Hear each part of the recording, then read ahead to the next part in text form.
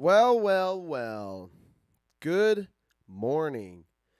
I have no idea. Oh, 10 minutes. Hey, I'm like 10 minutes ish late. It's 8:20. Turned it on at 8:10. Actually, I turned it on more like 8:05. But anyway, I it's been 2 weeks since we've been here. How weird. I'm sorry, but thank you for being patient with me. Welcome to my podcast, Cadence Podcast, aka Book Club, aka not a bunch of nonsense, aka I read books and then I talk about them, and then I do it because I want to improve my life and my wisdom, and I want to be successful and healthy and all of that. So I read a bunch of nonfiction books and I talk about them because if I don't talk about them, then I don't always get the messages that they're saying. So I talk about them, and then sometimes I write about them in my blog. You can find my blog, cadenkelly'sblog.wordpress.com. I don't write so much lately. I don't even make TikToks that much lately, but that's got all my content. This is the primary focus, the podcast. I don't miss this. There's no ifs, ands, or buts, and eventually I'll probably get that way about writing and making TikToks and content creation, because that I love doing all of that. And it's like you could say this. You say one thing in an hour and a half on a podcast, and then you have to say it in a different way in a 15-minute blog, and you have to say it in a different way in a 60-second video. But you're in essence getting the same thing across, and it's actually challenging, and it's very challenging. But it helps you hone in on the message that you're supposed to be, that I'm trying to convey, or that they're trying to teach from these books. So that's it. I'm Caden, and it's my podcast, Wasatch. Good morning. Thanks for showing up to the live stream. Sorry, I'm just a couple minutes late. No big deal. I appreciate you for tuning in. I want to apologize for missing last week. I was hopeful to try to squeeze an episode in later in the week, but there was no chance. I came down with a gnarly stomach bug, and it lasted for like 8 days. I came down with it on Friday, like a week and a half ago. Not this last Friday, but the Friday before, which was the 22nd. And lasted all week and then a day. So there was just, I was just really sick. And you know what? I'm really, really, really, really, really lucky. I'm really fortunate that I got sick at this time, because I have been training a kid to clean carpets with me rather, and he, this was our deadline, was the beginning of May, to send him out on his own and to be ready to tackle all the work. And then I get really sick, and he was there to step up. Instead of me trying to clean carpets while I'm pooping every 20 minutes, he's able to help out. The craziest part is he got sick too. He got the same bug. In fact, I think I got it from him, but his was, I don't know, he was just a little different kind of sick, but he was still sick too. He had to back out, and then I felt really stuck. But then my brother stepped up, who cleaned carpets before I did. While I was going to school in Logan, he was the one doing the work down here, and he stepped up to clean some carpets with me for a few days. So, yeah, last week was a train wreck. But you know what? What I take away from all of that, now that I feel really good. I feel back to normal. I went to the gym and did a full body, just like a reset. Man, that was a tough workout, but I feel great today. And thinking about last week, I was getting really depressed, being sick. I had colitis, and I've talked about my colitis before, and I was really sick for like a year. But I was a different kind of sick. When I started pooping, I thought, well, maybe I do have colitis. Maybe it's a flare, and maybe I'm not well. So I went to the doctor, and anyway, long story short was it was way worse than when I had colitis, and um, I don't know what the doctor couldn't get. I've had so much diarrhea in my history, and I'm just gonna be blunt and talk about it because I want to dance around important topics, to important issues. A lot of people are sick out there, so I'm gonna. If you don't like to hear about it, then you could you can mute this part. But um, yeah, when you get diarrhea, there's not much anybody can do. Like there's not a medicine that will just make it go away, and um, you really just got to kind of let it run its course. And I guess I say that because when I got sick with colitis, all I wanted was for the sickness to go away, and it eventually did. And I think it was from a gnarly bacterial infection. I never got tested for a bacterial infection when I was sick a few years ago, and I should have. And I'm mad at myself that I didn't because I learned about testing recently this last week. I went and got tests done this last week, and all of these bacterial infections came back negative. So we just assumed it was a stomach flu or a stomach bug, and ran its course.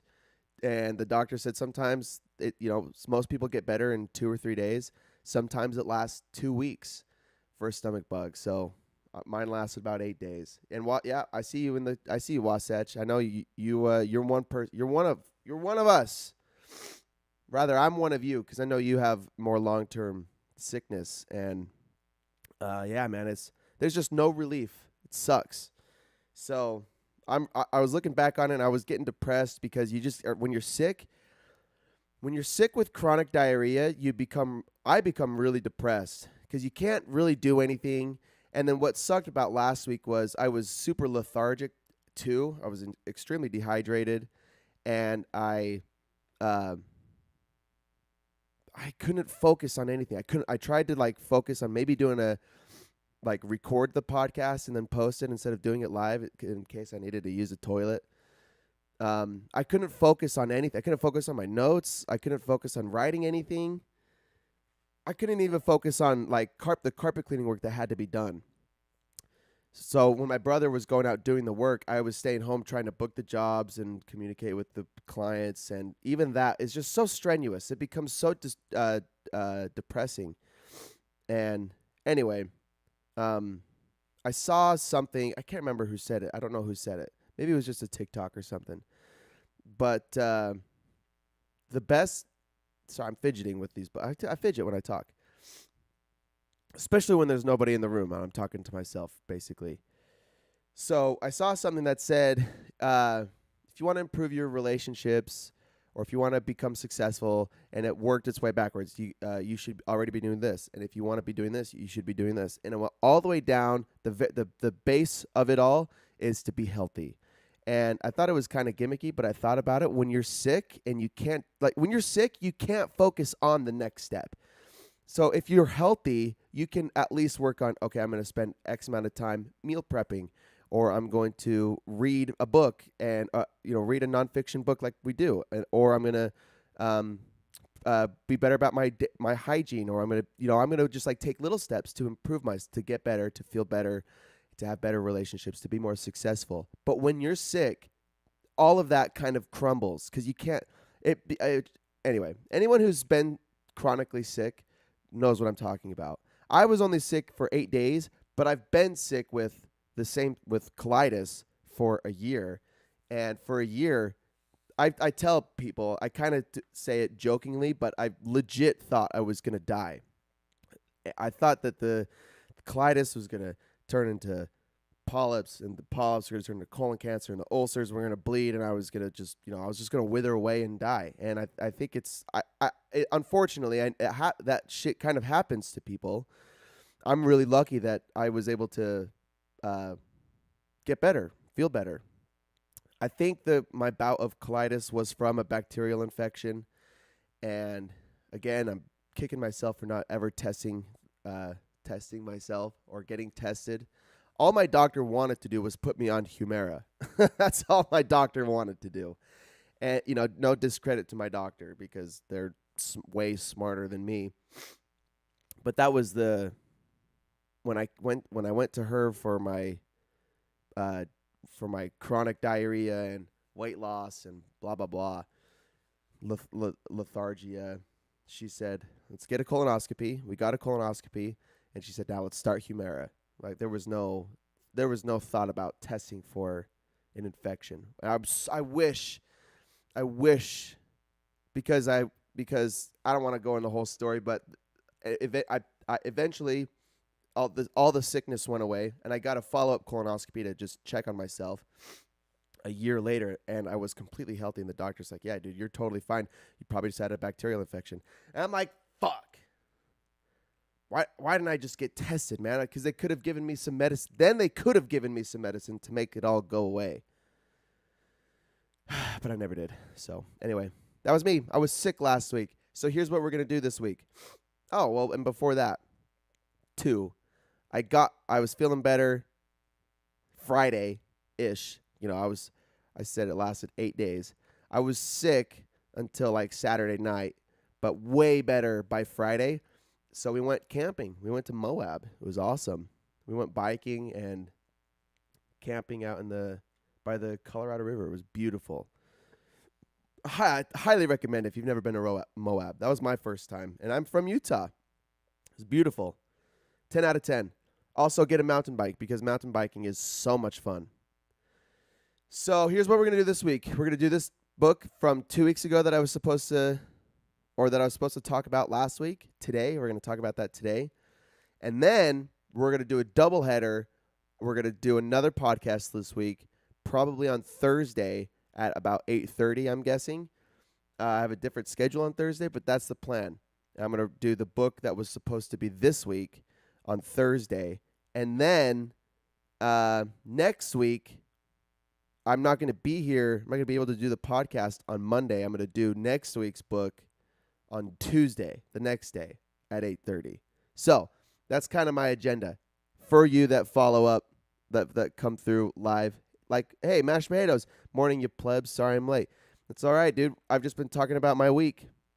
If you want to, how sick I was last week. So no bother, no worries. So that's the plan. Today's from last week.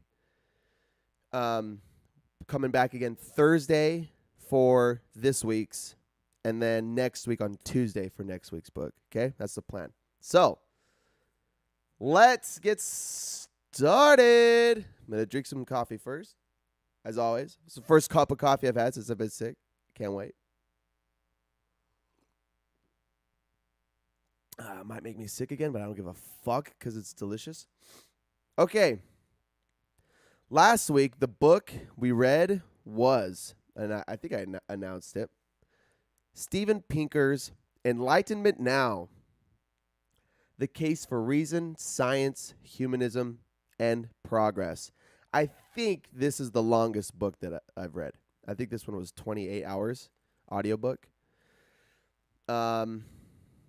Long-ass book. So, and I'm going to try, I don't know if it's fair, I'll give an hour to a 6-hour book. I'll give an hour podcast to a 6-hour book, and then I'll give an hour and a half to a 28-hour book.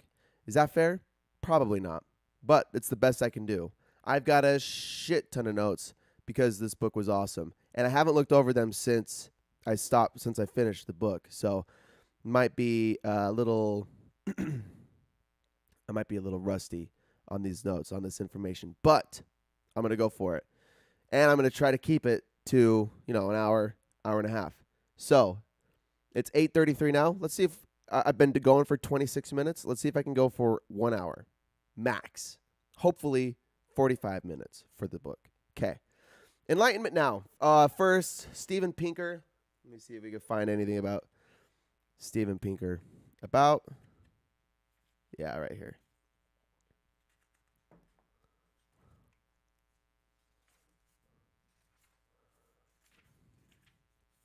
Where'd it go? I saw it about the author. Yeah, here we go. Steven Pinker is Johnston or is it John Stone? John Stone, but one word. Johnstone. I've never seen that. Steven Pinker is John Stone Family Professor of Psychology at Harvard, where he conducts research on cognition, language, and social relations. So he's a smart guy. His prize-winning books include The Language Instinct, How the Mind Works, The Blank Slate, The Stuff of Thought, The Better Angels of Our Nature, and The Sense of Style. I'd like to go back and read some of those. He did a really good job in this book. This one was a lot of philosophy. I don't know if a lot of his books are philosophical, but with scientific research to supplement his philosophy. He has been elected to the National Academy of Sciences, has won many prizes for his teaching and research, and is listed as one of the world's most influential thinkers by Time, Foreign Policy, and other magazines. He also chairs the usage panel of the American Heritage Dictionary. So yeah, well established in his career, Steven Pinker. Let's jump into it, huh? Oh yeah, this is the book too. Under the New York Times bestseller title, it says, quote, my new favorite book of all time by Bill Gates. This is Bill Gates' new favorite book of all time. And what do you think that little rascal's up to, huh? What are his intentions by saying that with this book?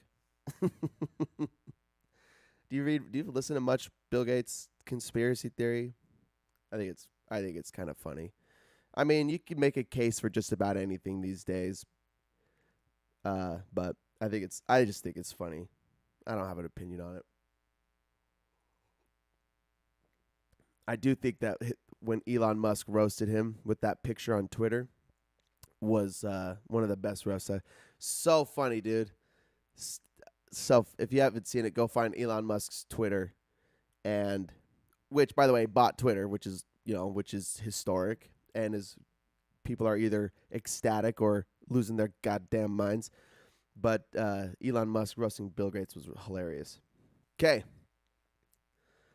Enlightenment Now. Preface. The point of the book is to show how the world isn't as dark and gloomy as we believe it is. The original definition of the Enlightenment was humankind's emergence from its self-incurred immaturity. I took that from chapter 18. That was a quote from chapter 18, but fits for, the title.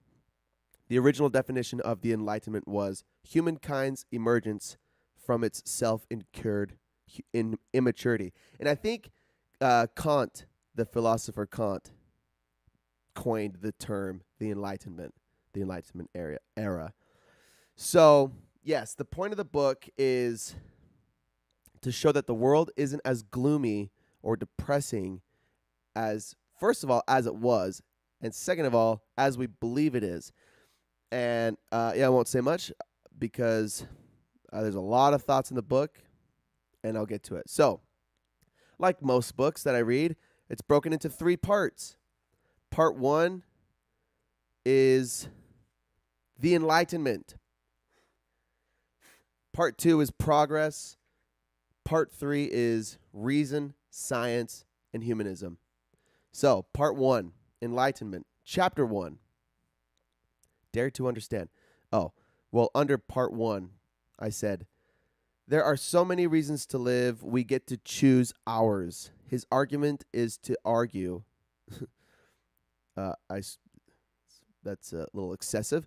His argument is to argue the principles of the Enlightenment with data and show why its principles are worthy to live by. Okay, so, yeah, the Enlightenment was awesome when it happened in the 1700s, 1800s, and it's still good to live by today. Chapter 1, Dare to Understand.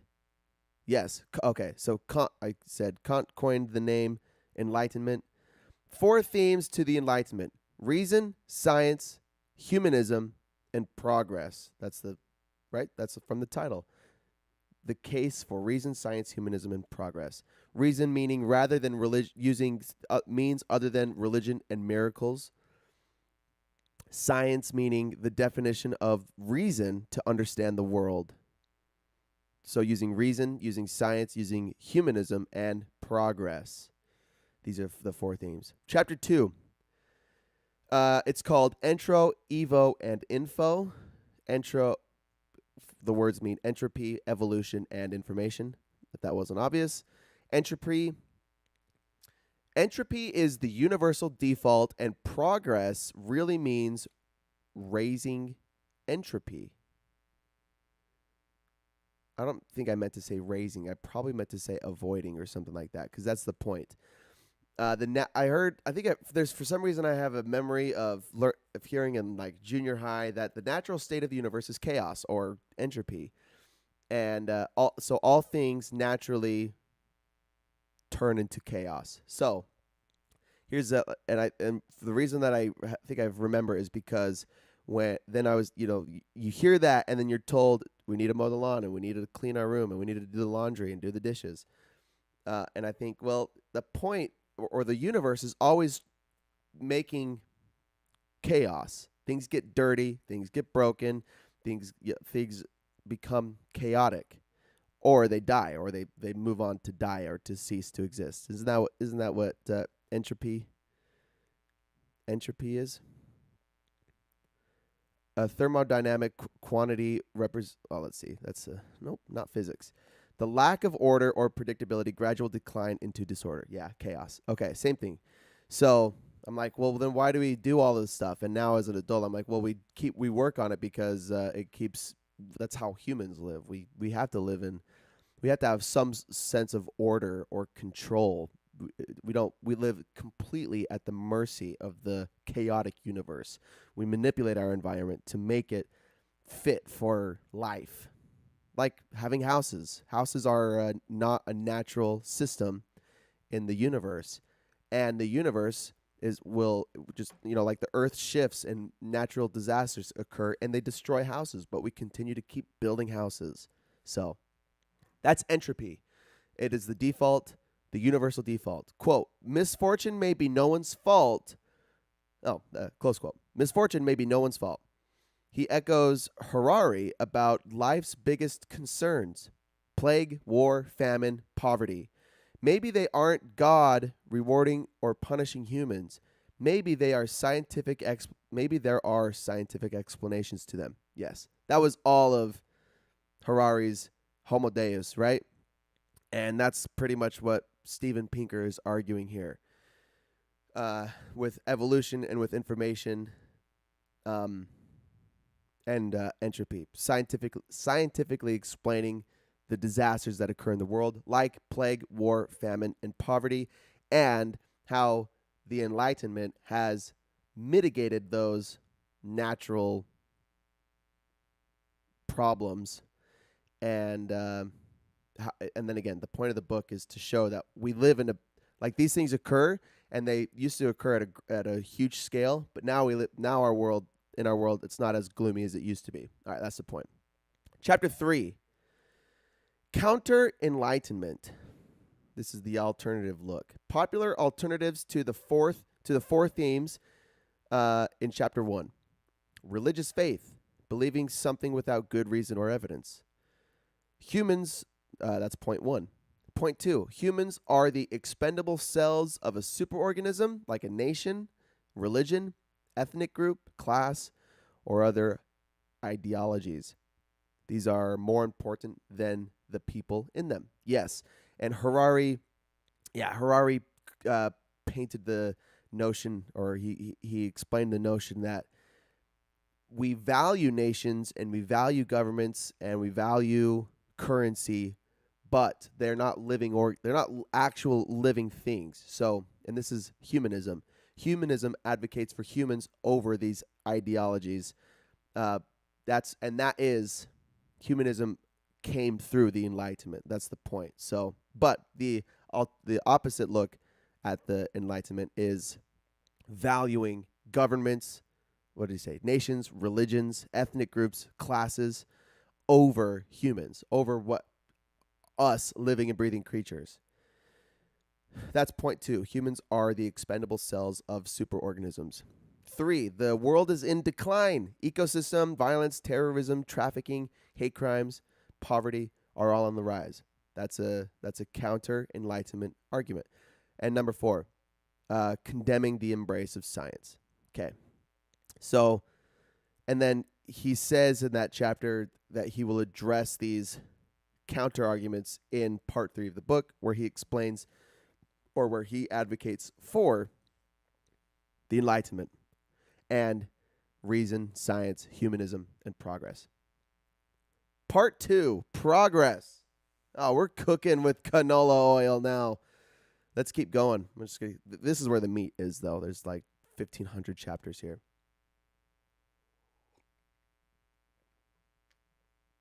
Okay. But I think I can go pretty fast because I didn't take a lot of notes for some of these chapters because it's kind of repetitive. So, chapter 4, progressophobia. The availability heuristic, and I think we talked about that in The Art of Thinking Clearly by Dobelli, Mr. Dobelli. The availability heuristic means something is easily achievable, something is easily available, so we believe it more. We have so much, and the point is, we have so much unfortunate news fed to us that we believe that the world is in decline. That's what I wanted to say earlier. We believe so much that the constant state of the world is, or that the state of the world is constantly horrific because, and I've talked about this in several other books. The one that comes to mind immediately is the Habit book. Oh shit, what was it called? What was the Habit book that I read a while ago? Shit. The Compound Effect. He talks. So that was one of the first books where an author says, "Stop reading the news," and then you hear it several times throughout these other books. Stop reading the news because the news exploits human tendencies to cling to misfortunate news. So it's a biological thing where we hear something tragic that's happening, and we cling to it more than we cling to positive news. Like as a reasonable human, you can hear something good that's happening in the world and appreciate it. But when you hear something tragic that's happening of equal value, equal but opposite value, it has a greater impact on you. And I don't know, I can't illustrate that point, but the idea is we're more attracted to tragedy than we are to fortune. And someone else just said that pretty much the same thing in another book. I don't want to be too repetitive, but the point is, the news feeds a bunch of everything that happens, all the terrible shit because it gets ratings, and then we believe that there's all they do is talk about all of the bad things that are happening, so the world just must be in constant decline. This book is trying to prove that no, the world is not in decline. Positive trends like violence rates decreasing suggest but do not prove that we have done something right, that we should figure out what it is and we should do more of it. He reiterates Cialdini from, I just read his book, Influence, that the thought of loss is more powerful than the thought of gaining something of equal value. That's the thought. That's what I was trying to explain. Cialdini explains that the thought of losing something is more powerful than the thought of gaining something of equal value. We fear losing and missing out, FOMO. We fear that more than we appreciate the gains. We fear losing $1,000 more than we do value gaining $1,000, right? It's statistically, it's not true across the board, but statistically, humans are more afraid of losing than they are of gaining. Mashed potatoes, all these articles I'm reading about teen depression and depression is general talk about how a major contributing factor is how much bad news people hear. Gotta wonder how valuable it is to hear all the bad news, if at all. Yeah, I remember after that that's a really good point. I remember during that podcast or a different one, we got you and I think it was Hey Be Moon, were talking about uh like, oh, it's important to hear about what's going on in the news because I need to be an informed citizen so I can make good decisions. And yes, so to some extent, you don't want to live in darkness and you don't want to be naive. I remember the compound effect guy, I don't remember his name, saying something along the lines of, I don't read the news. I have like important headlines read to me. And I guess, if he's got assistants and whatever, he has that luxury. But even still, there are ways to get like the most critical news in the world. Like if World War III is breaking out and you just refuse to read the newspaper, then you're probably not doing your part as a responsible citizen. So you got to be aware at least, I think. But I think the point is being enthralled in social media all of the time means you're probably bombarded with bad news all the time, and it leads to depression, especially in teens. Yeah, like you're saying. And I love that you're reading so much about teen mental health because, you know, well, I was gonna make an inappropriate joke. I'm not going to. But I do. I think that it's important, especially you've got kids, you're raising kids, you want to help them be healthy and happy as they grow up. It's hard to know. You can't control what your kids are going to do, what they're going to consume. But the point is, the more bad news you consume, the worse off. The worse off you're going to be, more than likely. It's just like the Social Dilemma on Netflix. You go watch the Social Dilemma again. You paint an unrealistic image of the world, and even if quote ignorance is bliss, it's probably better to know less and be happier than it is to know everything and be miserable. Maybe. Mashed potatoes, you have to search through the weeds to find people that are objective about what's happening and can give informed opinions without being biased. But you have to look hard because they're not popular. Yeah, they're not popular. Like, who's that guy that you like so much? From the article that you sent me and the TikTok that I sent you, the same guy. I forgot his name. I want to check out his podcast as a unbiased. I don't even know if he's if he does the news or what. If he's just like a scientist, but yeah, I know you appreciate him because you said he's the most unbiased person you've heard in a while. So that's progressophobia, chapter 4. We're exposed to so much info in this day and age, so we believe the world is in worse shape than it is. We also pay more attention to bad news than good news. Yes, that's the point. Moving on. Oh, Derek Thompson, his podcast, Plain English. I'm going to check it out for sure.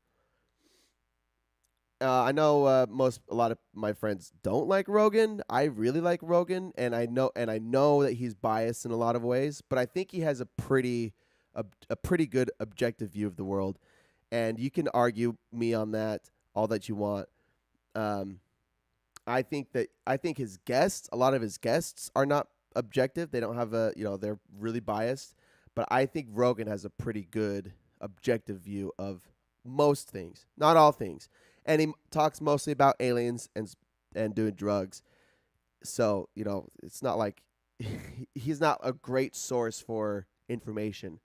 And he never was. And I'm going to plug in Rogan. I don't think that was ever his point, but I think people really like him because he speaks to a lot of people's biases, but I think he has a pretty objective look at the world. But I do want to check out Derek Thompson. Plain English. All right. Chapter 5, life. Lots of examples that people live longer. And okay, before I keep going, a lot of these chapters, it's pretty much chapter by chapter of why the world is not as miserable as we think. And he explains chapter by chapter, like each topic. So chapter 5 is life. Chapter 6 is health. Chapter 7 is sustenance. So I can kind of cruise through these. Again, a lot of it is kind of repetitive. But this is his argument for why life on Earth in 2022, well, maybe not in 2022, but when he wrote this book, I think it was published in 2017. First published in 2018, and then published again by Penguin in 2019. So but I think this is 2018. 4 years ago. So how much has the world changed in 4 years? A lot. But I think that most of the points are gonna hold clear or hold true rather. So chapter 5, life. There are lots of examples that people live longer and are much healthier today than all of our past across the world. Quote, natural selection favors genes that make us vigorous when we are young over those that make us live as long as possible. Close quote. He doesn't think we can figure out how to live forever because entropy is so ingrained in our DNA. Yeah. That's a argument against Harari. Harari says, well, death is just an error in our biochemistry that can be solved so we can eventually learn how to live forever.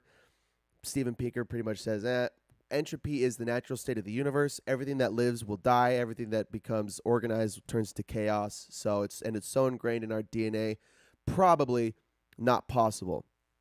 But I had an argument that I hear about I'm just really fast about diet is because I've been doing this carnivore-ish diet that Dr. Paul Saladino advocates, where it's not carnivore, it's carnivore-ish. So it's lots of red meat, but it's also lots of fruit, lots of dairy, and lots of I guess bone marrow is not meat, but bone marrow, and I haven't eaten any bone marrow. It's red meat, bone marrow, red meat including the organs, bone marrow, fruit, dairy. Oh, and honey. Yes, and honey. So, the argument, his argument, this is how human was going to thrive. This is the best diet humans can possibly eat across the board. He says generally for everybody, this is what they should eat. No vegetables, no leafy greens, nothing. And an argument that I hear from people who are pro-veggies are saying, the consensus, it sounds like, from Saladino and these arguments is to live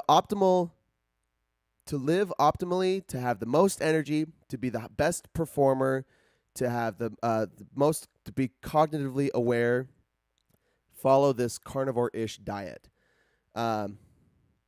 However, if you want to live the longest, but not be maximized in these other categories, eat vegetables.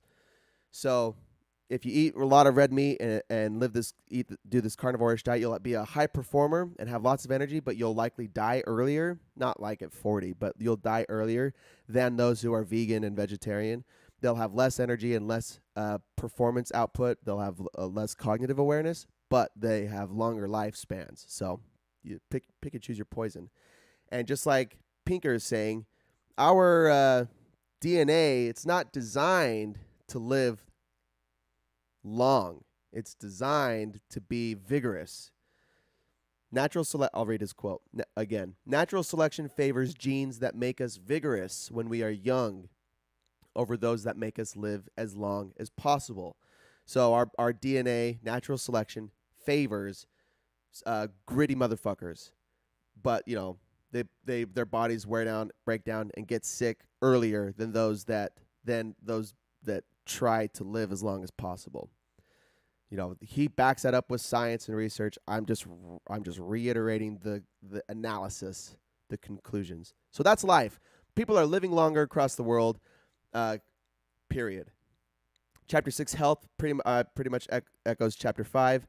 Not only are people living longer, but people's health is rapidly increasing. There are more healthy people. At the same time, there are fewer sick people across the world, across the board. Chapter 7 is sustenance. He says, as a whole, the ability to produce more food on less land has been overall good for the planet. The ability to produce more food on less land has overall been good for the planet. Being able to produce so much food allows humans more time to do things like innovate and create instead of always hunting and gathering.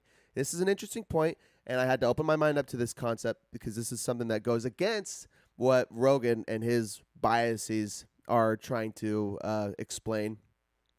The idea that humans are better off eating lots of red meat and hunting and gathering, right? This primal hunter and gathering lifestyle. Uh, Pinker's argument is over time, it has been better for humans to have um, easier easier. Well, how do you say it? More food available with less work by farming through the agricultural revolution. Um, that's been good for humans because it's allowed humans more time. What do you say? To innovate and create instead of always hunting and gathering. He says that the people challenging GMOs, genetically modified organisms, and advocates for only natural foods has caused more people to starve and hindered the progress of these GMO foods. We can grow more food and get it to more people if we support scientific intervention in our food. Again, another crazy concept that I've had to open my mind to. You hear I think a lot of people talk about all natural ingredients, natural farming, no pesticides, no chemicals, no antibiotics, no medicines given to animals. Everything's all natural, just like God intended, just like our ancestors lived, all natural. But the argument is, how much progress have we inhibited by restricting scientific intervention in our diet? And how many people have starved because we have not allowed more genetically modified organisms or genetically modified ingredients to go into our food to feed more people? I heard someone say the best thing that's happened to humans is processed foods, not because it's better for humans. I don't think that was the point. I think the point was, now we can send food everywhere, and we can send pretty good quality food everywhere. Mostly through we could package our food. We could preserve it for a long time. You go kill a cow. How long is that meat gonna last? I don't actually know. Just painting the picture. How long does the meat last before you have to eat it all, or before we have to freeze it? Now we have freezers. But how long did our ancestors have to eat an entire beast before the food's spoiled? Or how long does fruit last on the countertop? Now we can get a lot of these foods and package them and secure them safely to travel across the world, and to the shelf lives just dramatically increased, so more people are being fed. This is his argument. And he says that the more we restrict scientific intervention in our diets, the more people will starve. And so I've had this not weird, but I've had this conflict where I like the idea of natural foods for our bodies. It's the best thing for our bodies. Less chemicals, less genetically modified organisms in our food, because our bodies don't know how to handle that. We've never been able to eat. We've never eaten genetically modified organisms before, so how is it going to impact our bodies? But how many people are starving because we prohibit or we restrict scientific intervention? And how much progress could we have made if we have if that was more generally accepted? Weird concept, but I like the principle. And the point of the Enlightenment is fewer people are starving, more people are getting food, and we could be doing better if we allowed more. Like the science for GMOs could be better if we kept practicing. I mean, if instead of restricting it and going backwards and saying we should just eat all natural food, how much better could our food be if we had really good science, better science than we have today, to produce better food? I mean, what are people pump chickens and cows with steroids to get these massive chickens? It's not natural. And I'm sure there's better. First of all, there's ethically better ways to do that, but then there's also healthier ways to do it scientifically. Anyway, I guess I've made my point. Quote: the decline of famine depends on the decline of poverty, war, and autocracy. The decline of famine depends on the decline of poverty, war, and autocracy. Okay, that's sustenance. Chapter 8, wealth. Extreme poverty is being eradicated, and the entire world is becoming middle class. GDP per capita is the best indicator of well being that we have. And today's lowest GDP country is better than the best GDP 2 centuries ago. So that's the point. The world is getting wealthier. Oh, there's lots of really good content. I got a cruise. There's lots of really good content coming up that I'm remembering. We'll talk a lot about poverty later on too. And GDP, gross domestic production, is the best indicator of well-being per country per capita that we have right now. It's not the best. It's not like it's not perfect, but it's the best that we have. And I guess because I need a little refresher in economics, I like a little refresher. Gross domestic production. It's basically like what your country provides for the rest of the world and for what it receives.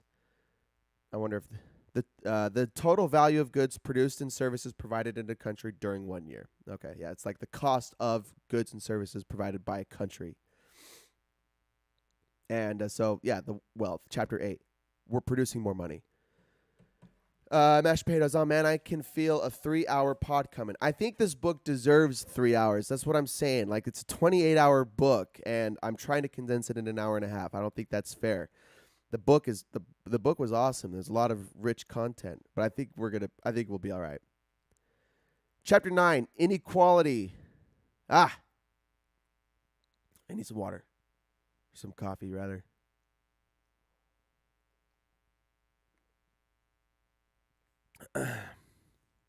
Chapter 9, inequality. Quote, income inequality is not a fundamental component of well-being. It is not like health, prosperity, knowledge, safety, peace, etc. Close quote. Philosopher Harry Frankfurt argues what is immoral is not inequality. I probably meant to say inequality. I don't know if inequality is a word. I'm going to fix that real fast. So, philosopher Harry Frankfurt argues what is immoral isn't inequality, but poverty. What is moral isn't what... Oh, I'll fucking slaughter this. What is moral isn't that everyone should have the same, but that everyone should have enough. Close quote. Oh, that's not even a quote. Sorry, that was just my notes. Philosopher Harry Frankfurt argues that what is immoral isn't inequality, but poverty. Poverty is immoral. What is moral isn't that everyone should have the same, but that everyone should have enough. Okay. This and chapter 9, inequality.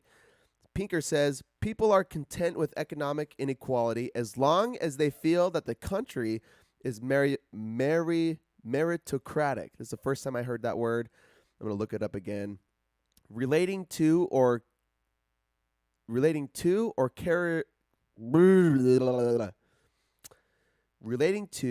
characteristic of a society in which power is held by people selected according to merit. So people are content with economic inequality statistically as long as they feel that the country is meritocratic. I don't know if I've got the inflections right on that word. Meritocratic. Economic inequality shouldn't be confused with fairness or poverty. It's an interesting concept for inequality because I think the most people argue or talk about that, explain how poverty, that inequality is immoral and that people like Elon Musk and people like Jeff Bezos and Mark Zuckerberg should distribute their wealth. Their money should go out into the public because there are people that are starving. One of the most annoying things that I saw on Twitter after Musk buying Twitter is Musk bought Twitter for $44 billion, but instead he could have done X, Y, and Z with that money. Instead, he could have supported refugees in Ukraine, or he could have done something like this to use that money to limit poverty in this area or to decrease famine or hunger in this area, right? Or provided clean water to this area. Instead, he bought Twitter. What a selfish bastard. not saying that those aren't noble and good things. What I'm saying is just redistributing wealth or taking wealth from one person and distributing it out isn't the solution. And the solution isn't equality, because what's like I agree with what Harry Frankfurt says. What's immoral is not inequality. It's not that not everyone has the same money. What's immoral is are people in that are impoverished. So what's moral is not distributing everybody, giving everybody the same amount of money. What's moral is that everybody should have enough.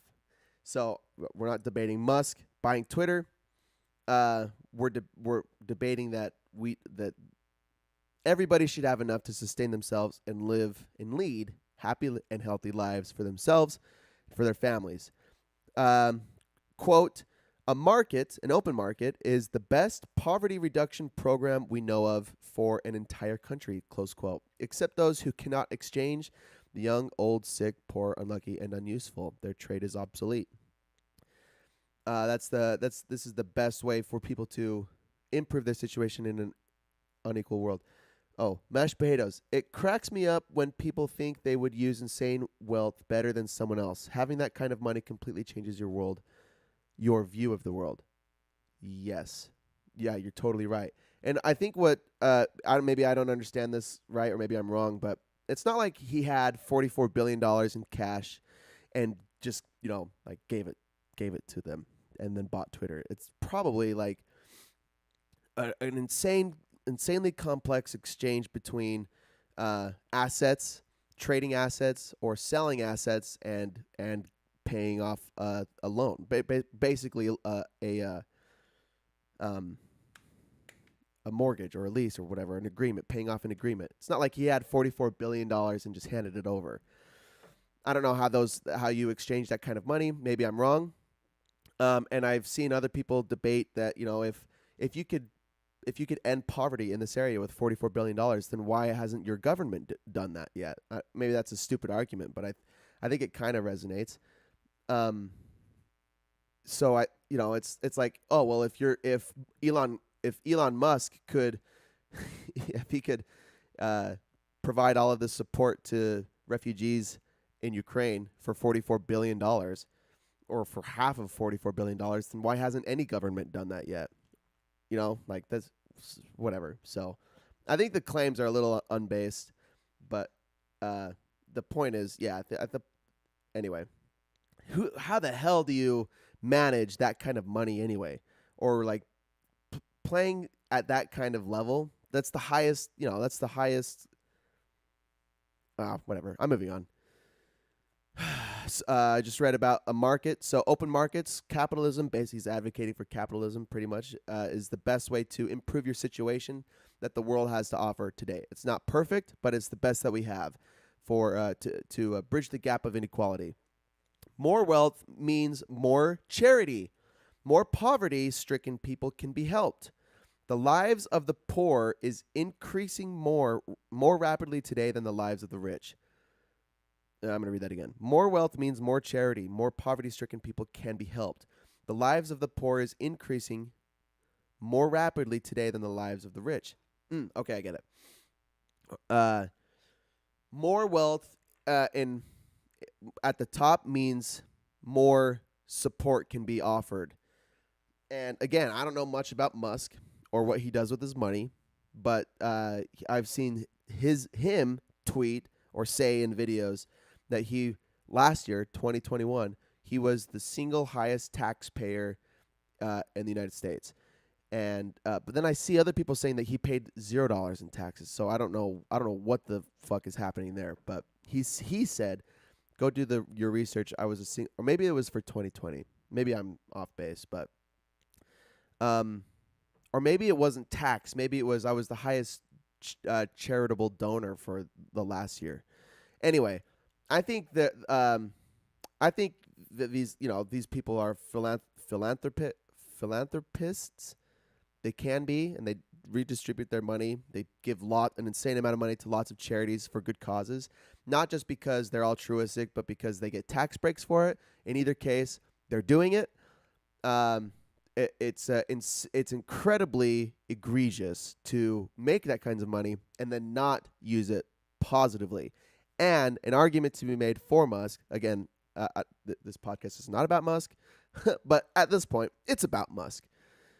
There's an argument to be made that what Musk thinks he's doing with Twitter, buying it and then creating more of a free open space for discourse.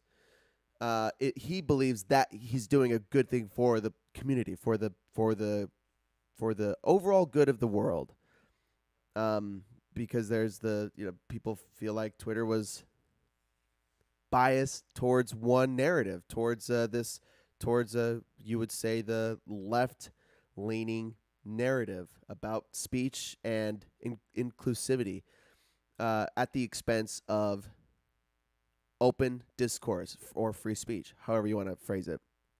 So he thinks that he's doing good by the world, for the world. Maybe he is, maybe he's not. We'll see how it goes. I mean, I've been on Twitter, and it doesn't seem like much has changed, except some people are tweeting saying, "Oh, wow, I've been shadow banned for 8 years, and overnight I just gained 10,000 followers because of Elon Musk. Thank you so much."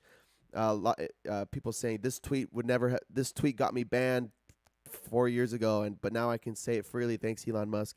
And then other people are saying that bigotry will be there'll be an influx of bigotry and misinformation, and there probably will be. And I think that's kind of the point that Musk is saying, is we need to have the space where we can talk about these issues, talk about facts, and check these people who speak inappropriately or misspeak rather. So, in summary, for Chapter 9, the world has become more unequal, fact, but its people have become better off. Oh yeah, I didn't even touch the second part of the last point. The lives of the poor today are increasing more rapidly than the lives of the rich, and that reminds me of some book, or I get so much information in my head over the last several months. Statistically, when people make about $100,000 or $150,000 a year in income, that's like the maximum happiness that people can reach, optimally. So you make $30,000 or $40,000. Your life is you struggle to make ends meet, and you sacrifice a lot. You live a lower quality of life, and that increases dramatically until you reach about $100,000, $150,000 a year per individual, or maybe just for yourself or for your family. I'm not sure, but you make $150,000 a year. That's like optimally maximum well-being. And then the more money you make after that, the line starts to level off.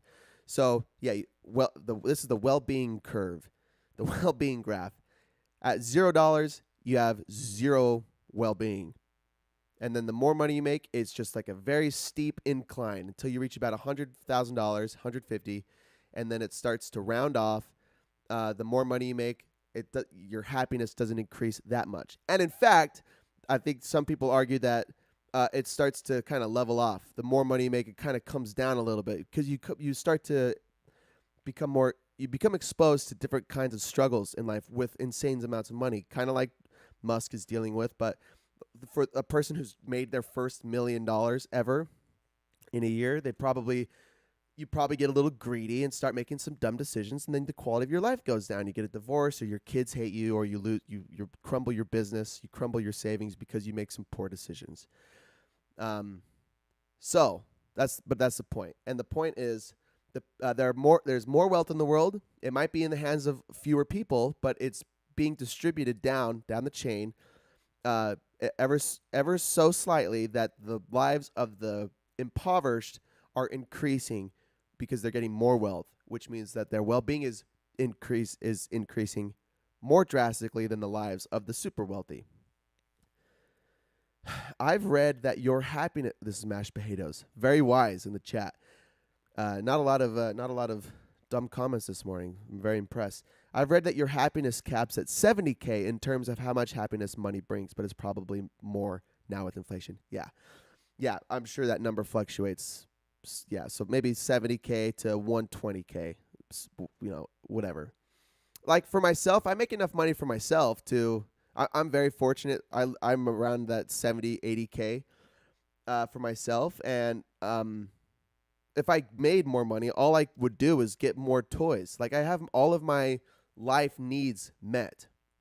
I'm comfortable and I'm happy. And if I made double that, if I make double what I make now, I'm probably not doing much else other than buying more expensive toys. Right? I'm really fortunate to have clean water, clean food, a safe house, the internet, computers, a phone. Like I have the shit that people need to interact with others in the world and be healthy and happy. And to the point where maybe I don't need everything that I have. Even like I don't need the internet to be happy, but I have it, and that's how people communicate and do actual work to make their money. Anyway, that's the point. Spent a lot of time on inequality, but that's the summary. The world has become more unequal, but its people have become better off.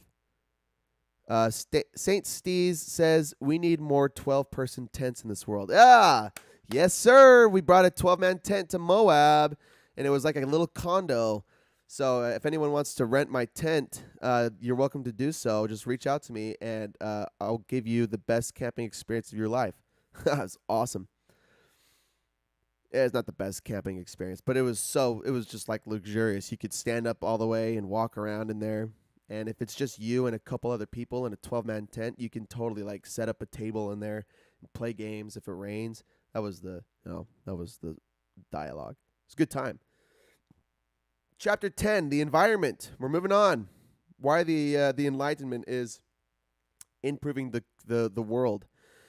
William Riddleman, paleoclimatologist, blasts natural food and farming. He says foods that have come from natural agriculture require so much more human intervention to survive, they can't possibly be natural or good for the world. Gandhi says that poverty is the greatest polluter. Okay, before I keep going, I guess I'll say, the agricultural revolution, like I mentioned earlier, was good for the world because it allowed for more humans to be more creative and innovative. But on the flip side, agriculture has natural agriculture today, with the amount of people that we have, is the greatest influencer in climate change. He says that foods that come from natural agriculture require so much more human intervention to survive, they can't possibly be natural. So, again, this is another case for science. We need more science to intervene. We need more science intervening in our food production. Hank Smith's TikTok about how there is no irreversible climate change damage. Oh, yes. Remember in October last year when a few of you in the chat, maybe it was just Hey Moon, was talking about the doomsday clock about climate change, where if we don't do X, Y, and Z by the metaphorical midnight, that there will be irreversible damage done to the world. Well, I saw a TikTok by Hank Smith, who was that guy that did biology for us back in the day, makes TikToks now, and I love his content. Very smart guy. He echoes Steven Pinker saying there is no point of irreversible damage. That doesn't exist. There's just getting better, or there's just getting worse. We're either doing good things for the planet and the planet is improving, or we're doing bad things for the planet and the quality of the planet is decreasing. Climate change is getting worse. There's no irreversible point. There's no doomsday clock. It might be an incentive to help people do the right thing, but there is no doomsday clock. Good decisions are good and bad. That doesn't make sense. Pinker says today we are trending towards healing. Ooh, that's a controversial point. He says you should tax what you burn, not what you earn. Oh, no. Someone else said that. I said tax what you burn, not what you earn. I wrote that down because I like that. Like the carbon tax, you should be taxed not on what you make, the income that you make. You should be taxed on the carbon that you burn. Some people are probably going to want to say you should tax both, but I think it would be more it would be more positive to tax the carbon that you burn than it would be to tax both or to tax your income. Is it? It's not enough to cease CO2 emissions. We have to get rid of what's in the atmosphere. So he says there's scientific intervention for this, but the easiest thing to do is to plant more trees and plants, agriculture. Or would it be horticulture for natural carbon eating organisms? I didn't say why he thinks that we're trending towards healing, but I wrote it down so at some point he explains. The world thinks that the world propagates climate change is getting worse and we're killing ourselves, and I don't know the science. All I'm going to say is that Pinker says we are trending towards healing, but we got to keep working. So even if we stopped all carbon emission today, it's that wouldn't be enough. We have to figure out how to get rid of the carbon that's in the atmosphere already. Okay, chapter 11, peace. The world does better to work out their issues with others than fighting over with them, and that's what we're trending towards as well. Less wars, less conflict, and more agreements, more conversations. That's peace. Peace is increasing across the world in all areas. Chapter 12, I'll say too. Tons of studies from tons of different countries in all of these topics. I'm pulling this out of his book. He comes through with all of look at this. Like an eighth of the book in the back is all of the references for each chapter, like tons and tons of reference. He's not just pulling all of this out of his ass. Anyway. So crazy claims that he's making that I'm reiterating, but they're not baseless. None of them are baseless. They might be debatable with other evidence in other ways, but they're not baseless. He's just making the argument that the world is getting better, not getting worse in all areas. So peace, there's more peace across. He talks a lot about terrorism too. Chapter 12 is about safety. Oh, and then chapter 13 is about terrorism, but they all kind of go hand in hand. There's more peace across the world. There's less crime and there's less terrorism. But again, going back to the availability heuristic, the world shows more of the tragedy, so we believe that there's more tragic events occurring, where statistically all signs of crimes and public threats and terrorism are decreasing, especially per capita. With how many people are in the world and living in all of these countries, there's less terrible events happening. There's more peace being established between nations, between people. There's more safety.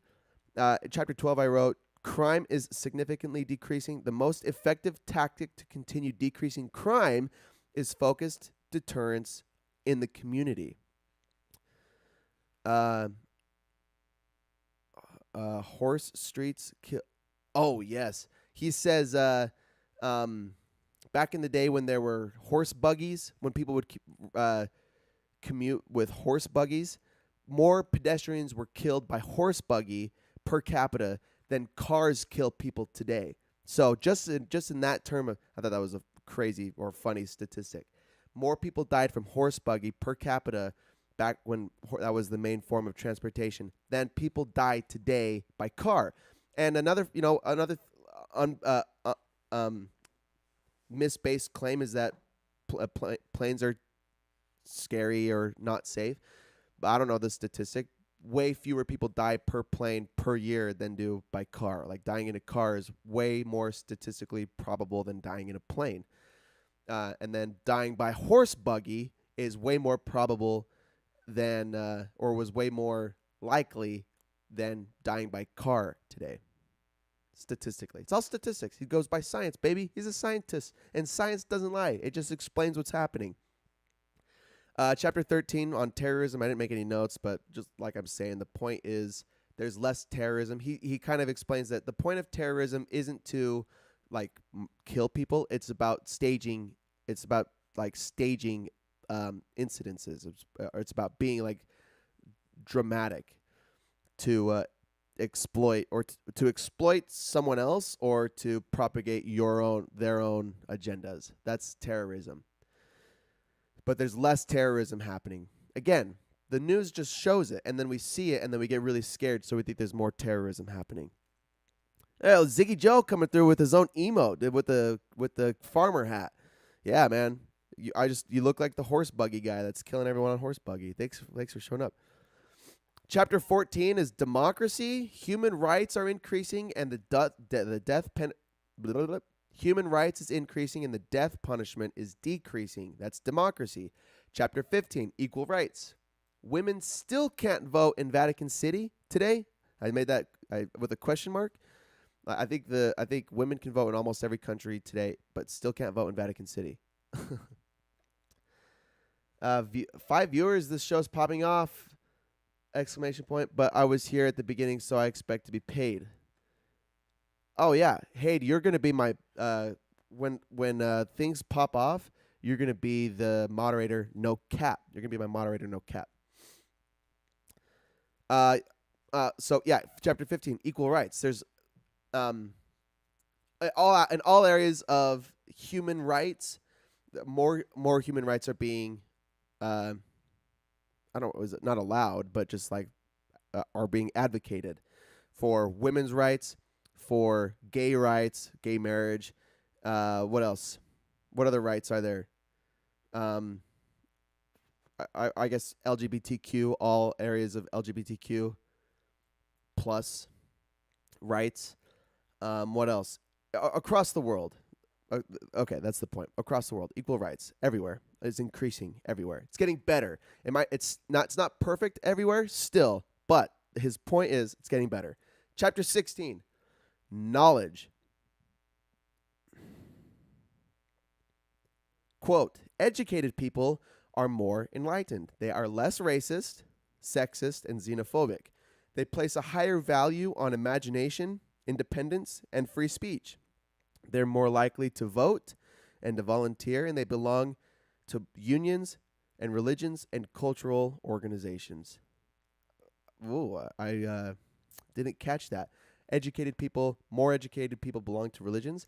I don't know about that. I don't know how that fits, because I imagine educated people are not anti-religious, but just like less religious. Hey, you guys, I want you guys to hang out in the chat. I might not read all your comments. All the beer? Yes, all the beer. Stream condone beer. No, we don't condone beer. We commend beer. Does condone mean we don't like it? Or does that mean we do like it? I thought that was... No, condemn is we don't like it. Yeah. We love beer. We love beer in here, some goner. Anyway, knowledge. I said, chapter 16, read the last paragraph. Do it. Worth it. So I'm going to do it.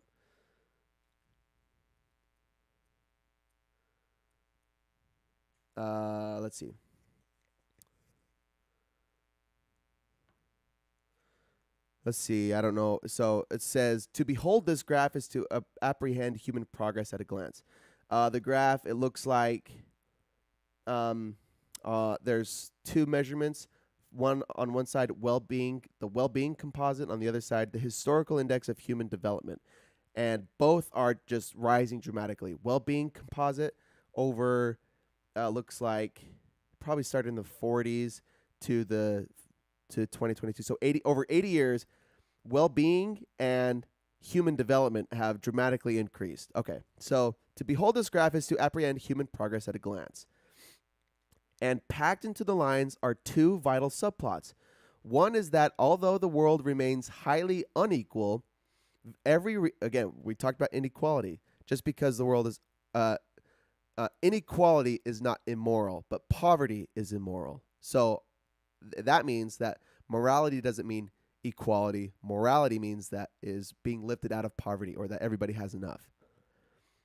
One is that although the world remains highly unequal, every region has been improving, and the worst off parts of the world today are better off than the best parts not too long ago. If we divide the world into the West and the rest, we find that the rest in 2007 had reached the level of the West in 1950. The other is that while almost every indicator of human well-being correlates with wealth, the lines don't just reflect a wealthier world. Longevity, health, and knowledge have increased even in many of the times and places where wealth has not.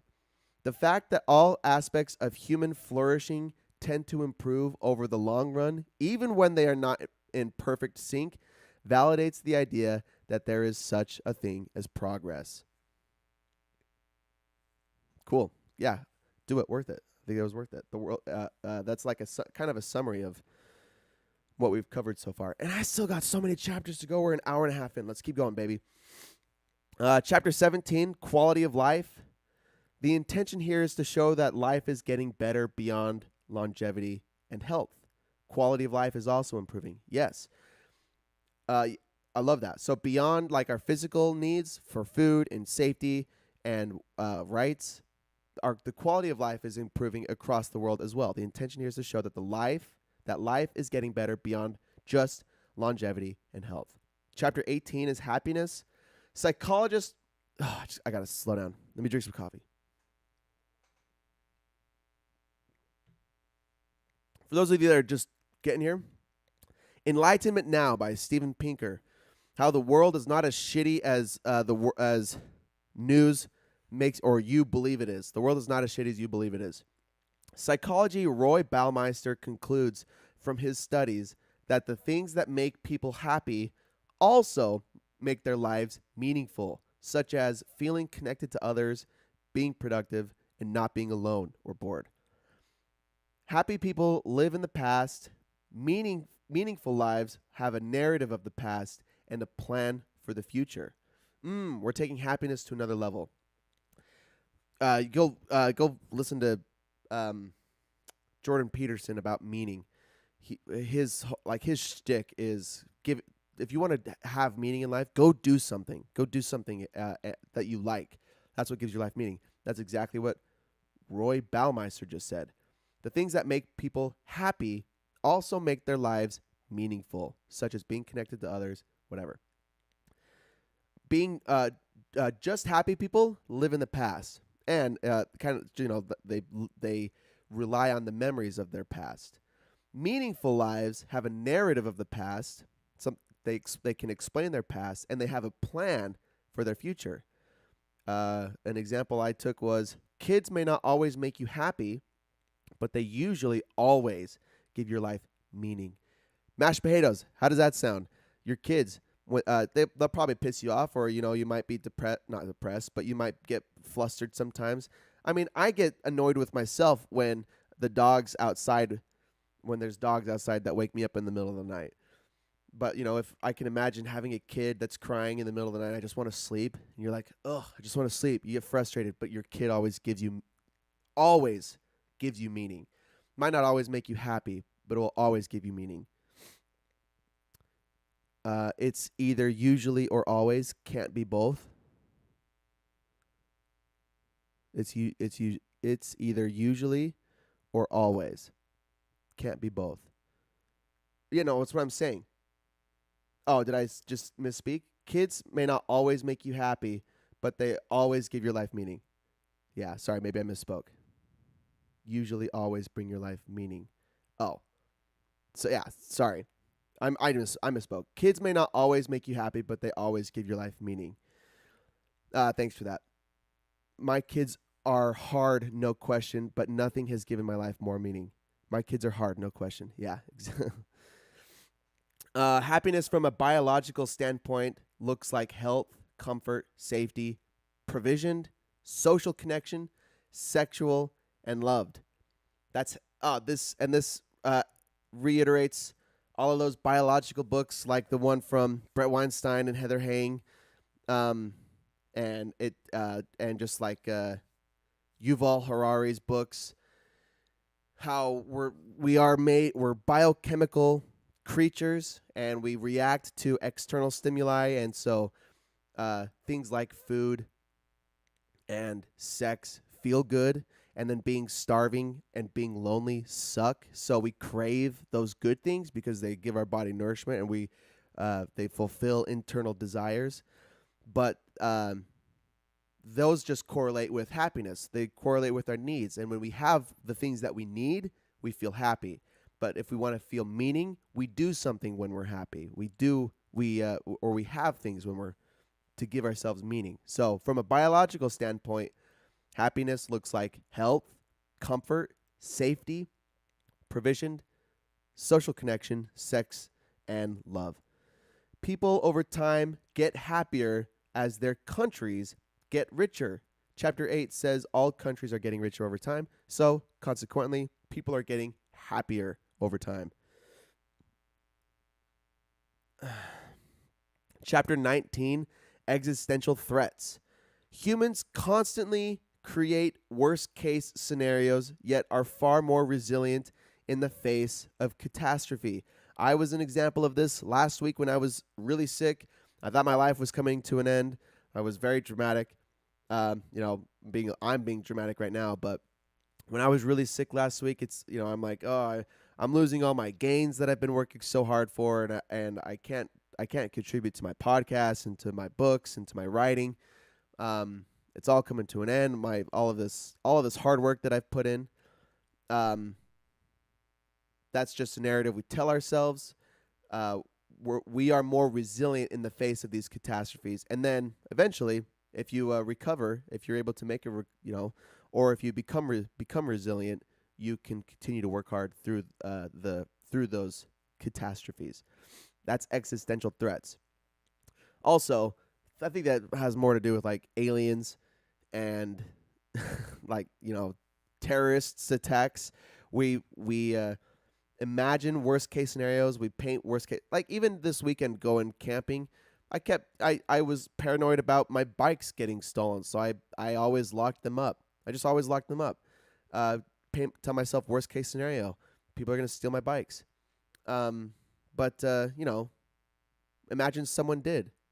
Someone stole my bikes, or like a flash flood came through and wiped out our campsite. We lost all our shit. Like I think about this. I'm kind of OCD. I think about this kind of shit when in life. And most of the time, nothing happens like that. But sometimes, very rarely, catastrophe strikes. And his point is, humans are more resilient in the face of catastrophe. We are always creating worst case scenarios. And that's, again, I think that kind of emphasizes why we are so attracted to bad news in the media, why that speaks more, why that resonates with us, and why we become so contentious. We hear bad news and then we create worst case scenarios from this bad news all the time. But most of the time, there's not catastrophe. But when there is, humans are more resilient. That's the big point. Last chapter for this part, the future of progress, chapter 20. Read the intro to this chapter. It's a precise summary. All right. For chapter 20, the future of progress.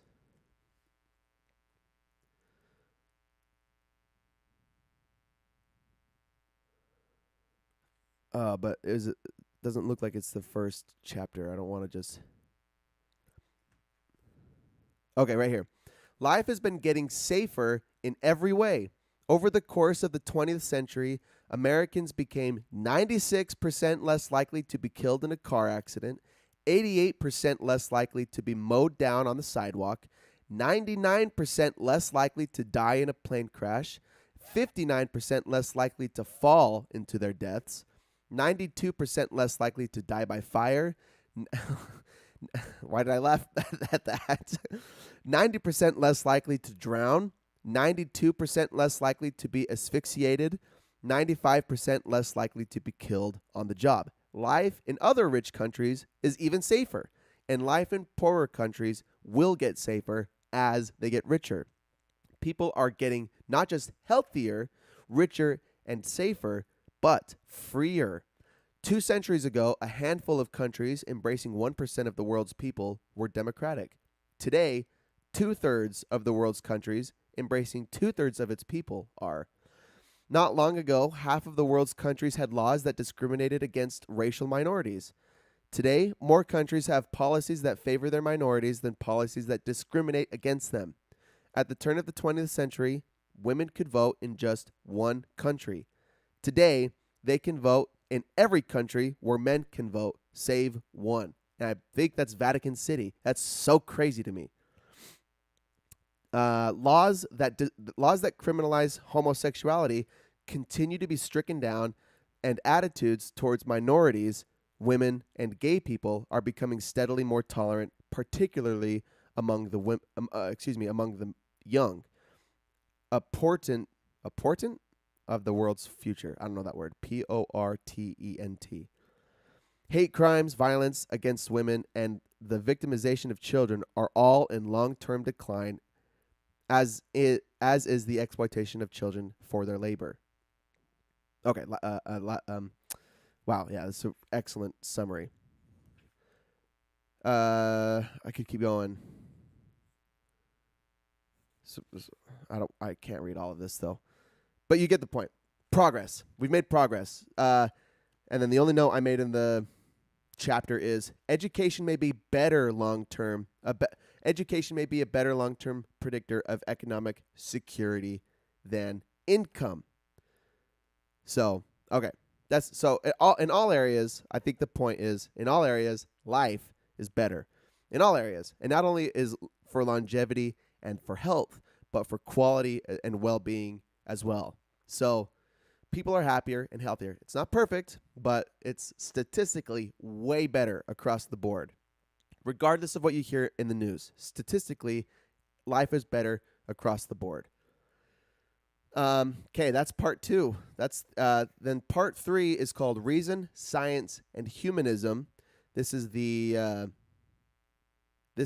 argument. This is destroying the argument against humanism. So he just made the case. Not humanism, for the Enlightenment. He just made the case how the Enlightenment has helped to today. Now he's going to explain why the arguments against the Enlightenment today are illegitimate or are not good. So I have one thing I got to go take care of. I got to pause this podcast for a second. I'm going to finish this. I'm going to finish this. I'm really sorry, but I got to go take care of one thing. I'm just over the clock, and I have something to take care of. So don't hang tight. Give me like 2 minutes. I'll be right back.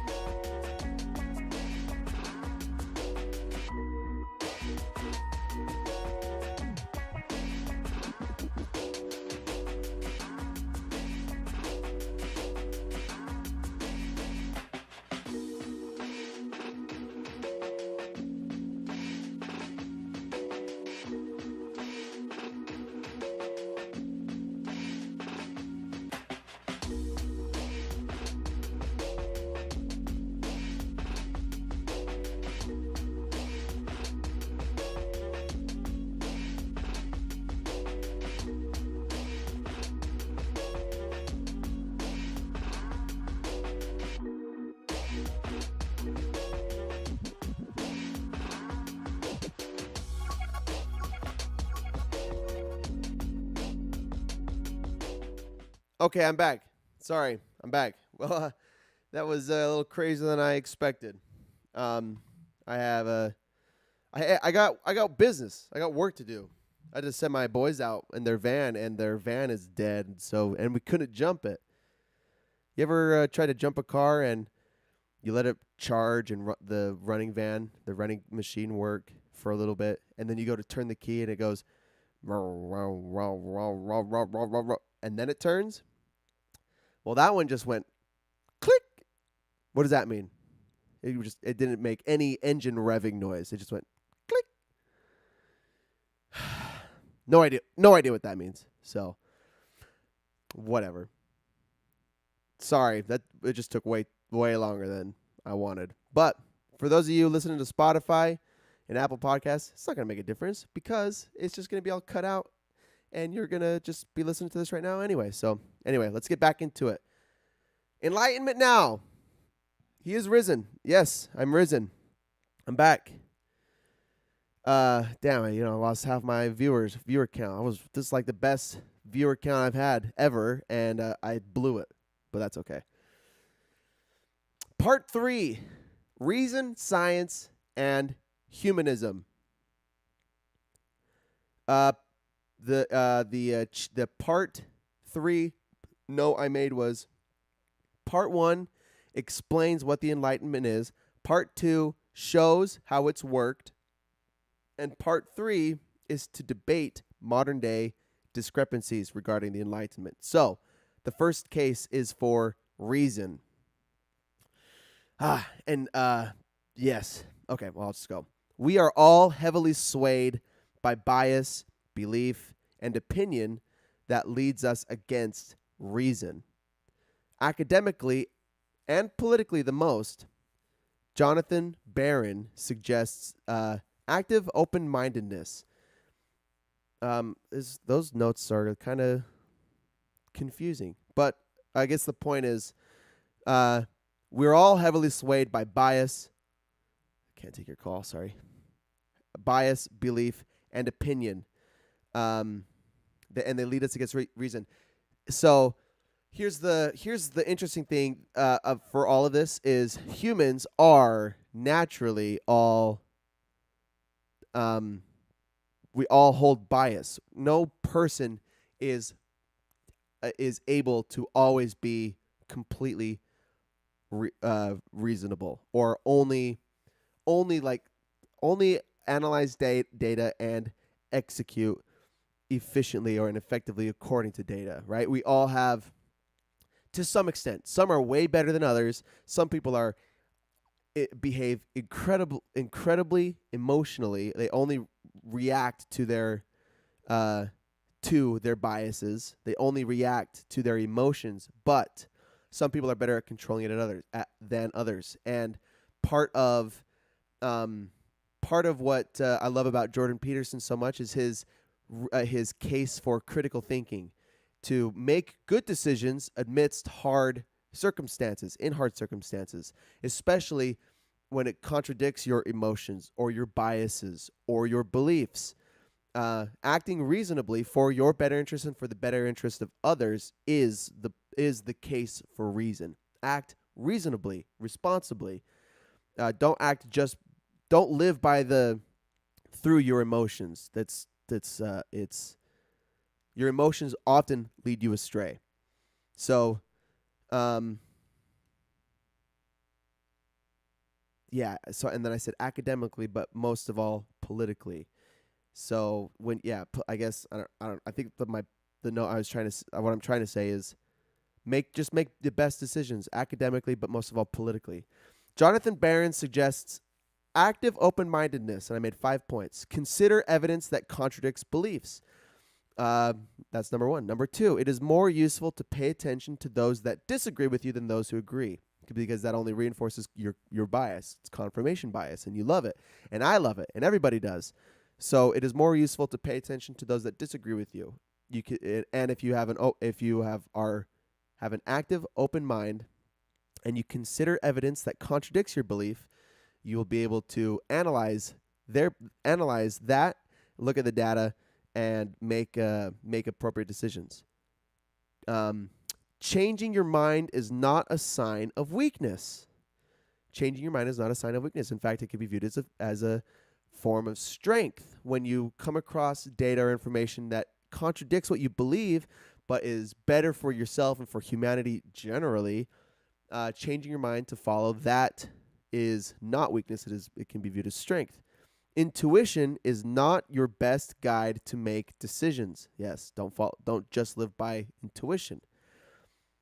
It's hard to be a robot and just live by data, right? That's what sucks about all of this. No one wants to just live by data.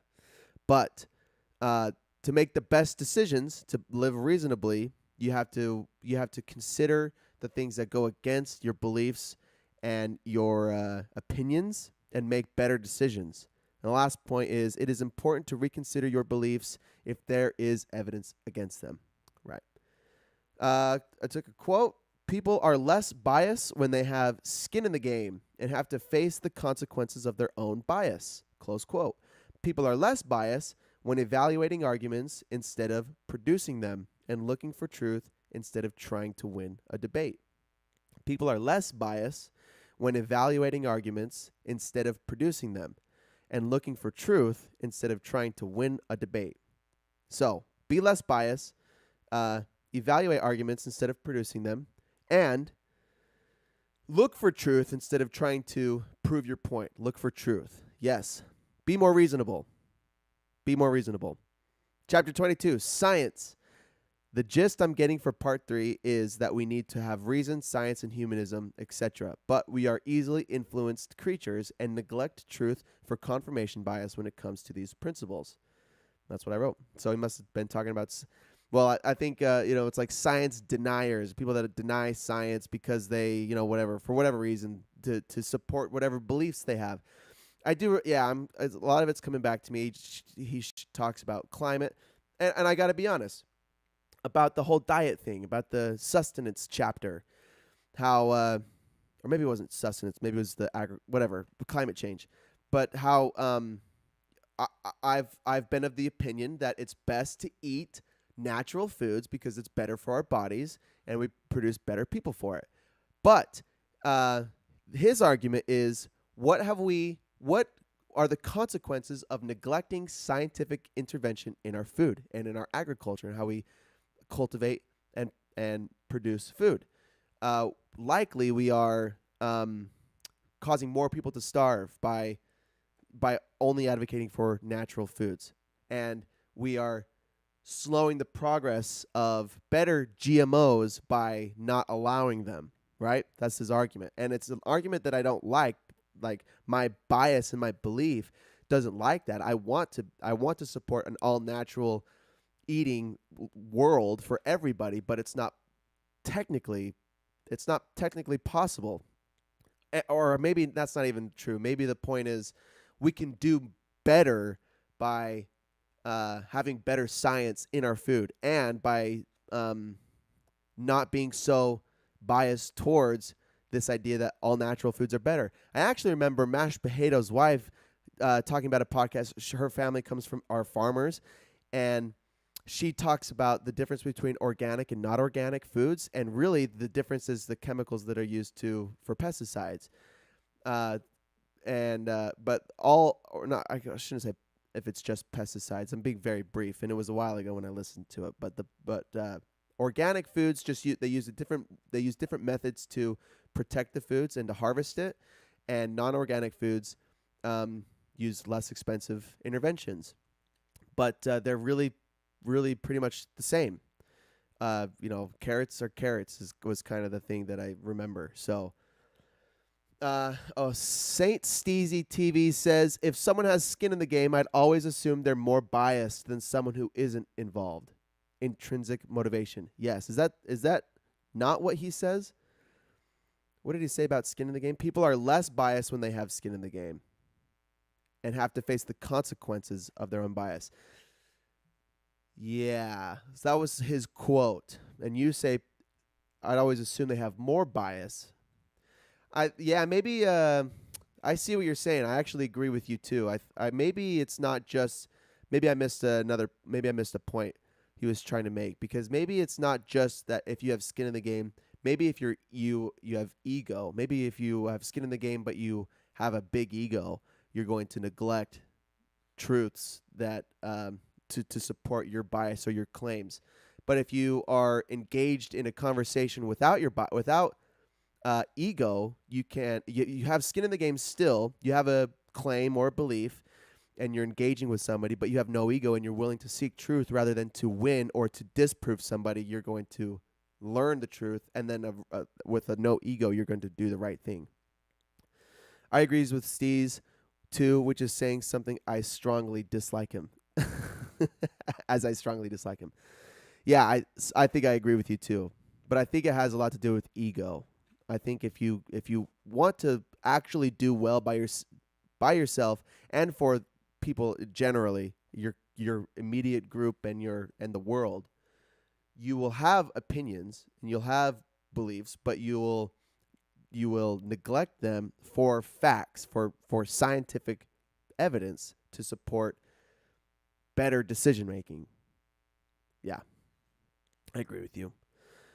So, okay, but yeah, from that note in chapter 22, we have bias when it comes to reason, when it comes to science, and then chapter 23 is we have bias when it comes to humanism. Humans instinctively prefer the strong man. I see. Humans instinctively prefer the strong man protects the tribe, and the people do his bidding. Humans are more inclined to be religious and nationalist because of our primal human needs. Yeah, how many times have we talked about the people, or not the people, but the way that throughout our human history, we live in tribes and little not cultures, tribes. We live in tribes, but there's usually the alpha male, and you see it today in other species with lions and with monkeys. There's an alpha, right? It's intrinsic in our DNA. It's intrinsic in us.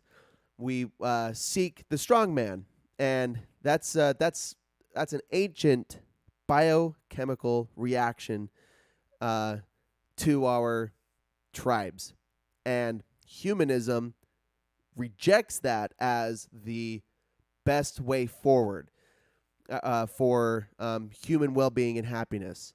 So we prefer the strong man and we do his bidding. But the strong man doesn't always have our best intentions at heart. I talked extensively about humanism in another book, in Homo Deus as well. But just to kind of reiterate, humanism, the dictionary in the Apple Dictionary says an outlook or system of thought attaching prime importance to human rather than divine or supernatural matters. Humanist beliefs stress the potential, value, and goodness of human beings, emphasize common human needs, and seek solely rational ways of solving human problems.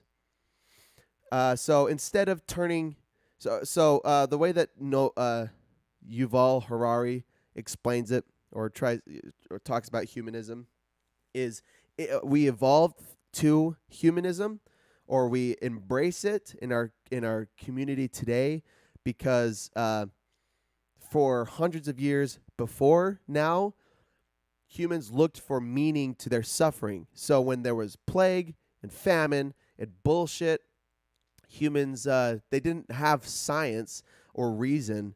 They didn't have as much to lean on to refer to their suffering. So they created gods, they created nations, they created money and currency to solve their problems and to give meaning to their problems.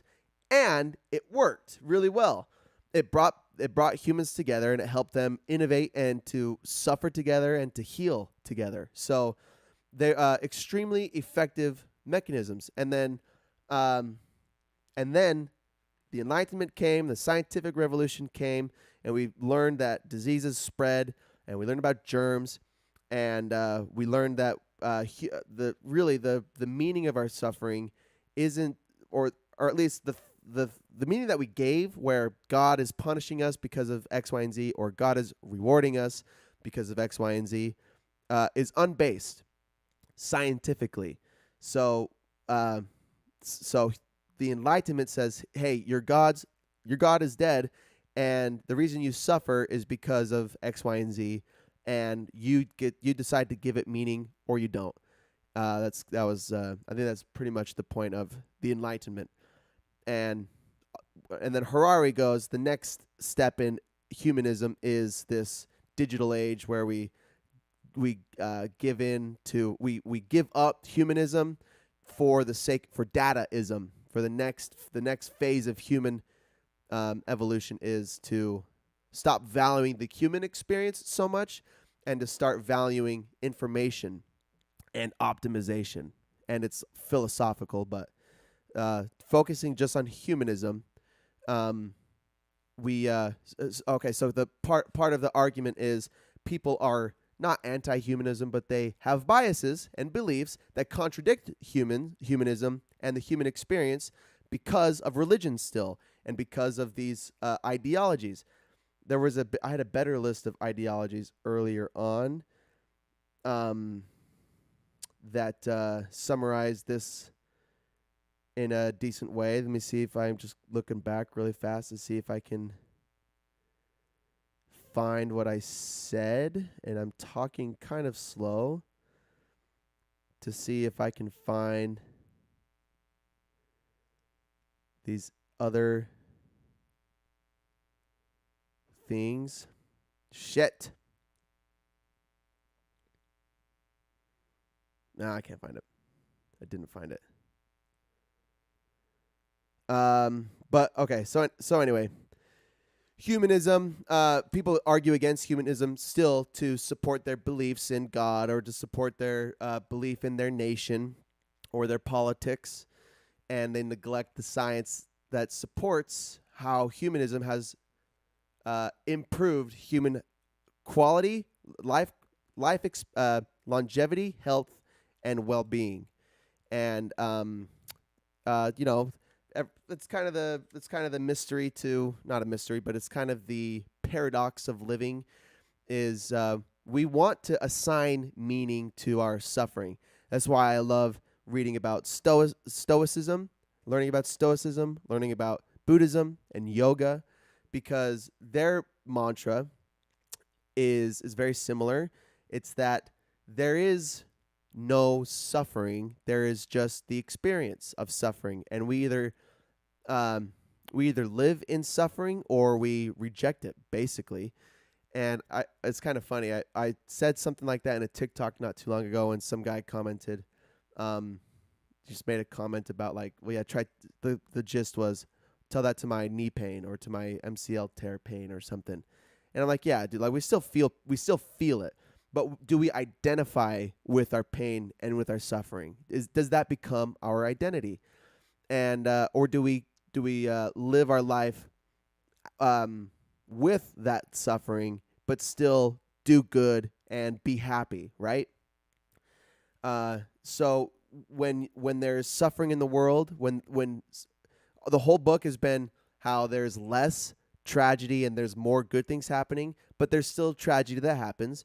So do we see and hear about the tragedy and say, I identify with that, and everyone's life sucks, and the current state of the world sucks, and that's the identity of the world? Or do we accept that those things happen, but do we also accept the science, the data that explains how everything is dramatically improving still since the Enlightenment era in the 1700s or the 1800s or 1600s, whenever it was happening, whenever it started to happen? Do we still identify with our human ancestors who struggled with intense misogyny, xenophobia, with unequal rights? Do we still blame God for, or not blame God, but do we assign struggling to God and to religion, or do we give, or is God giving us good things because of our hard work and our faith and our whatever? That's the point. Humanism says the point of the purpose of life, or the meaning of life, is the human experience. And if we embrace that, we can look at how humanism is improving the quality of life across the board. Better than religion did, better than nations did. Nations fought and killed for power and greed.